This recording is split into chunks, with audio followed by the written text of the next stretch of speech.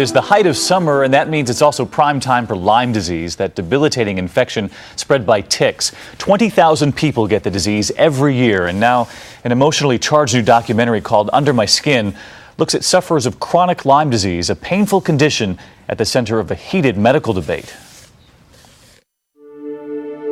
It's like being wrapped up real tight like a mummy, so you can't move anything, and then having tape across your mouth, so you can't say anything. I went from being like a gifted athlete to, there's times it's hard to put a shirt on. I used to do ballet. I was really confused when the doctors told me there was nothing wrong with me and I was just making it all up. Most cases of Lyme disease can easily be treated with a short course of antibiotics, but for some, their persistent symptoms are challenging the conventional medical wisdom. I've been misdiagnosed as having chronic fatigue syndrome, lupus, ALS to MS to nothing. There's no medicine for someone like you. You're an attractive girl, and obviously you don't feel like you're getting enough attention. What's gonna happen to me? What's gonna happen to me? I don't wanna die.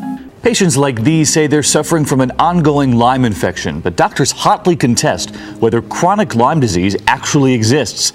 Doctors' groups are at odds over the scientific evidence here.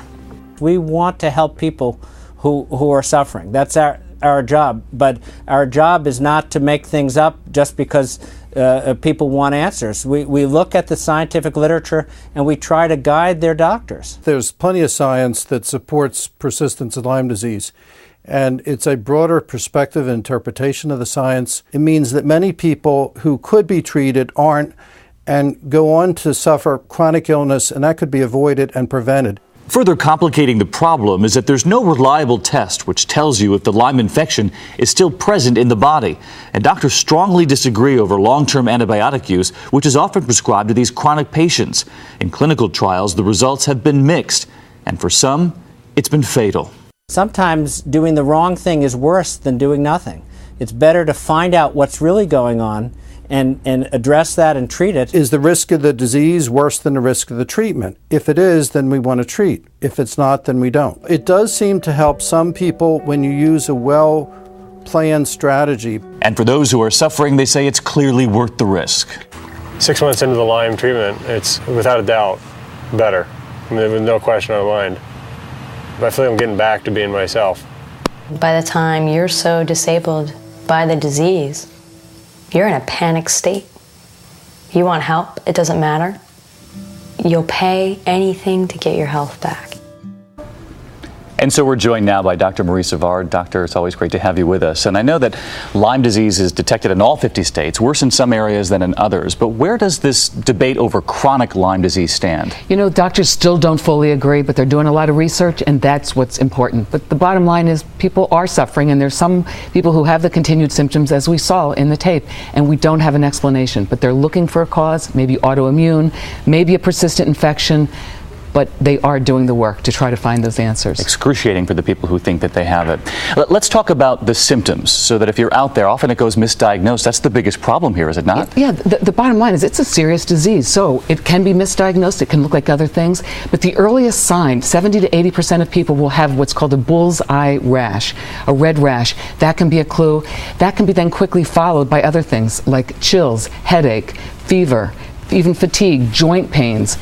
A lot of symptoms, even swollen lymph glands.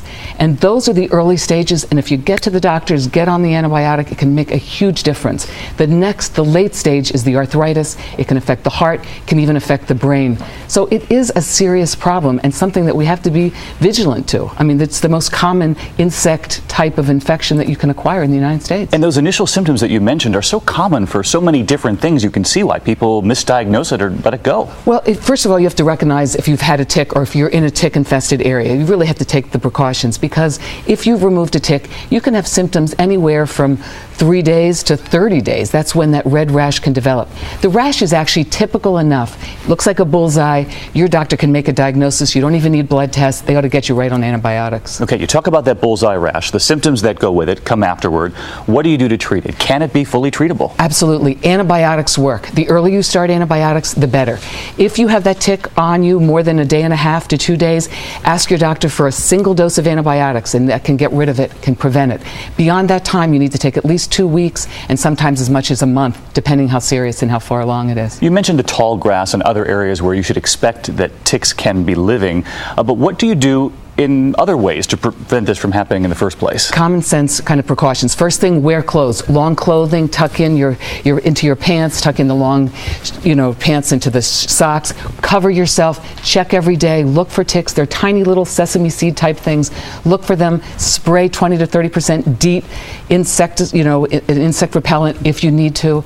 Common sense, though, don't, stay out of the grass, stay out of the ground, don't roll in it. Yeah, we don't want to scare people. We just want them to be aware, right? Be vigilant and call your doctor if you have any questions. Don't wait. Great to have you with us on The Fourth. Dr. Zavard, thanks for being here. Great, thanks. In a flash, be the first to know what's coming up on Good Morning America tomorrow with the GMA Daily Flash email.